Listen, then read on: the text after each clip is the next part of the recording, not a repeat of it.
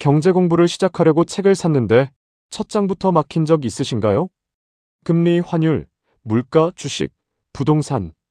다 중요한 건 알겠는데 막상 들으면 내 이야기 같지 않고 뉴스를 봐도 무슨 말인지 모르겠습니다. 그런데 문제는 우리가 경제를 몰라서가 아닙니다.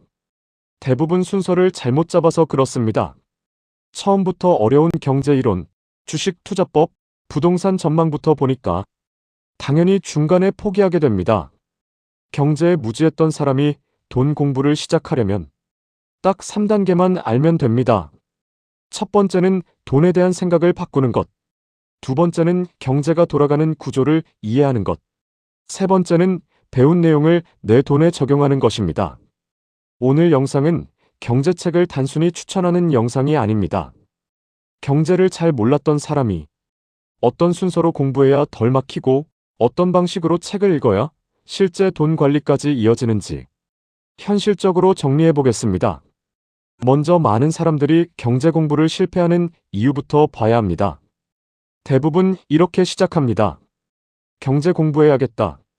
책을 한 권 삽니다. 그런데 첫 장부터 단어가 어렵습니다.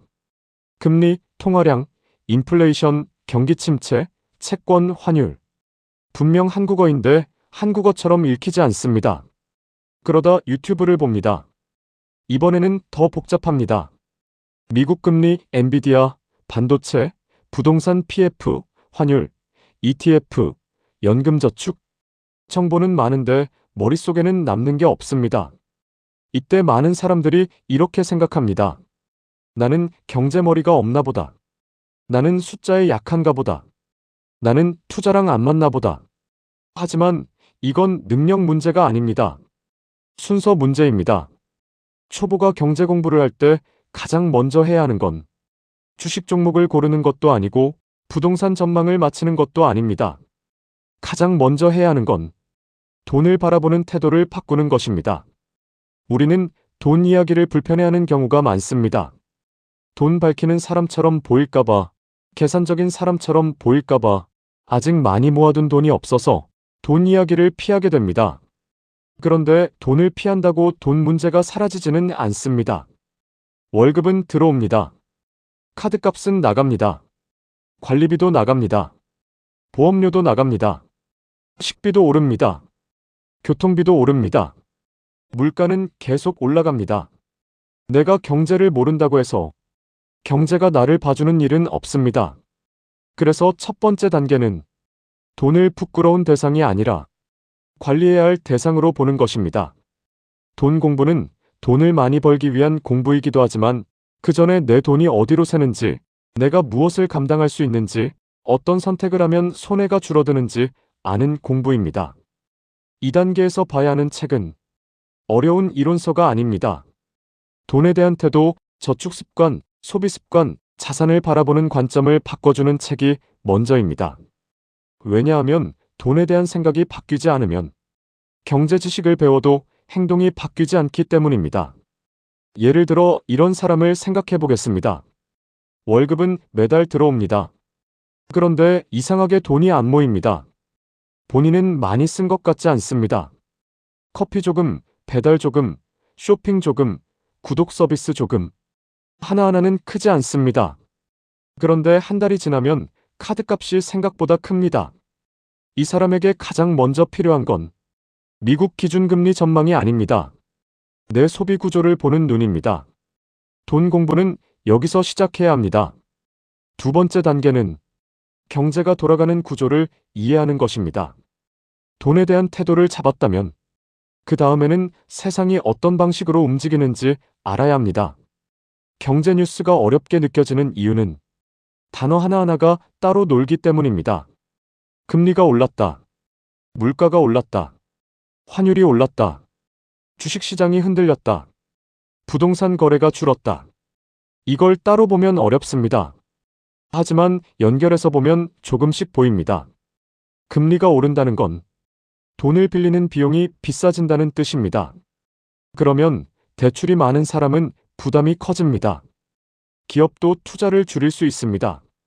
소비도 줄어들 수 있습니다. 주식시장도 압박을 받을 수 있습니다. 물가가 오른다는 건 같은 돈으로 살 수 있는 양이 줄어든다는 뜻입니다.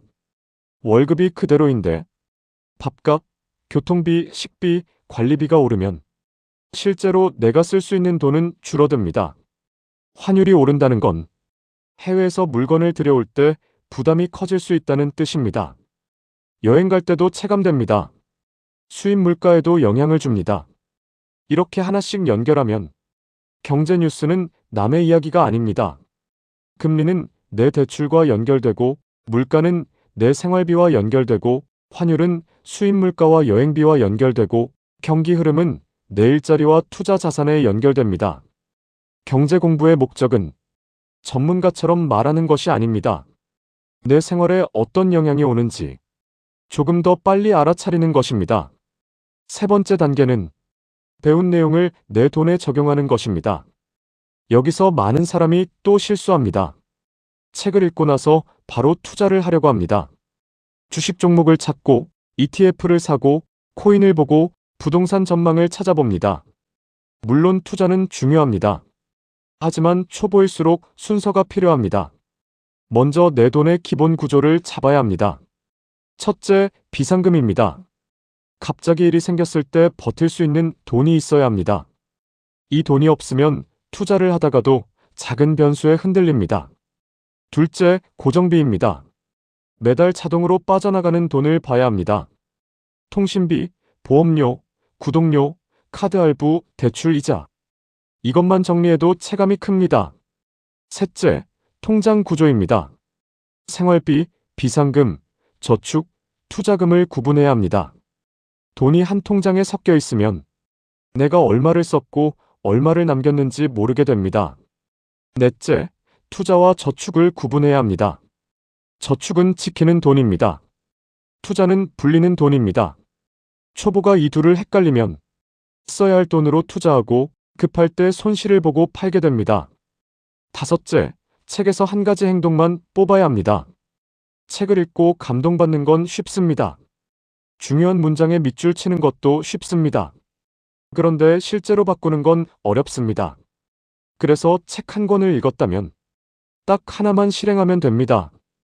예를 들어, 이번 달 소비 기록하기, 보험 내역 확인하기, 비상금 통장 만들기, 경제 뉴스 하루 한 개 읽기, 연금 저축이 뭔지 찾아보기, ETF가 뭔지 정리하기. 이렇게 하나씩 행동으로 바꿔야 합니다. 경제 초보가 책을 읽을 때 반드시 피해야 할 실수도 있습니다. 첫 번째 실수는 너무 어려운 책부터 읽는 것입니다. 어려운 책이 나쁜 건 아닙니다. 하지만 처음부터 어려운 책을 읽으면 경제 공부 자체가 싫어질 수 있습니다. 초보에게 필요한 책은 멋있는 책이 아니라 끝까지 읽을 수 있는 책입니다. 두 번째 실수는 책을 많이 읽는 것만 목표로 삼는 것입니다. 10권을 읽어도 내 소비가 그대로고 돈 관리가 그대로고 뉴스를 보는 눈이 그대로면 실제로 바뀐 건 별로 없습니다. 반대로 한 권을 읽고도 생활비를 분리하고 비상금을 만들고 경제 뉴스를 읽기 시작했다면 그게 더 좋은 공부입니다. 세 번째 실수는 공부와 투자를 바로 연결하는 것입니다. 경제 공부를 시작하자마자 수익률을 목표로 잡으면 위험합니다. 처음 목표는 수익이 아니라 이해입니다. 내가 왜 돈이 안 모였는지 이해하기, 금리가 왜 중요한지 이해하기, 물가가 내 생활에 왜 영향을 주는지 이해하기, 내가 감당할 수 있는 투자와 감당할 수 없는 투자를 구분하기. 이게 먼저입니다. 그럼 경제 초보는 앞으로 30일 동안 어떻게 시작하면 좋을까요? 1주차는 지출 기록입니다. 돈 공부의 시작은 내 돈이 어디로 가는지 보는 것입니다. 하루에 5분이면 됩니다. 카드 앱을 열고 오늘 쓴 돈을 식비, 교통비, 쇼핑, 구독료 정도로만 나눠보면 됩니다. 2주차는 경제 용어입니다. 금리인 물가, 환율, 주식, 채권, ETF, 예금, 대출, 경기 침체, 인플레이션. 이 정도만 먼저 알아도 뉴스가 조금 달라집니다. 3주차는 경제 뉴스 읽기입니다. 처음부터 신문을 정독할 필요 없습니다. 하루에 기사 한 개만 보면 됩니다. 대신 그냥 읽지 말고 이렇게 물어봐야 합니다. 이 뉴스가 내 생활비와 관련 있나? 이 뉴스가 내 대출과 관련 있나? 이 뉴스가 내 투자와 관련 있나? 이 뉴스가 기업 실적과 관련 있나? 이 질문을 붙이면 뉴스가 조금씩 연결됩니다. 4주차는 내 돈 계획 세우기입니다. 한 달 지출을 보고, 고정비를 보고, 비상금을 정하고, 저축과 투자 비율을 정합니다. 이때 중요한 건 완벽한 계획이 아닙니다. 지속 가능한 계획입니다. 무리해서 생활비를 확 줄이면 오래 못 갑니다. 처음에는 10만 원이라도 좋습니다. 돈이 남는 구조를 만드는 게 먼저입니다. 결국 경제 공부는 부자가 되기 위한 특별한 기술이 아닙니다. 내가 번 돈을 지키고, 내가 쓰는 돈을 이해하고, 내가 하는 선택의 결과를 조금 더 잘 알기 위한 공부입니다. 경제를 모른다고 부끄러워할 필요는 없습니다. 진짜 문제는 모르는 상태로 계속 방치하는 것입니다. 지금부터는 어려운 책부터 잡지 말고 순서를 바꿔보면 됩니다. 첫째, 돈에 대한 생각을 바꾸기. 둘째, 경제가 돌아가는 구조를 이해하기. 셋째, 내 돈에 적용하기.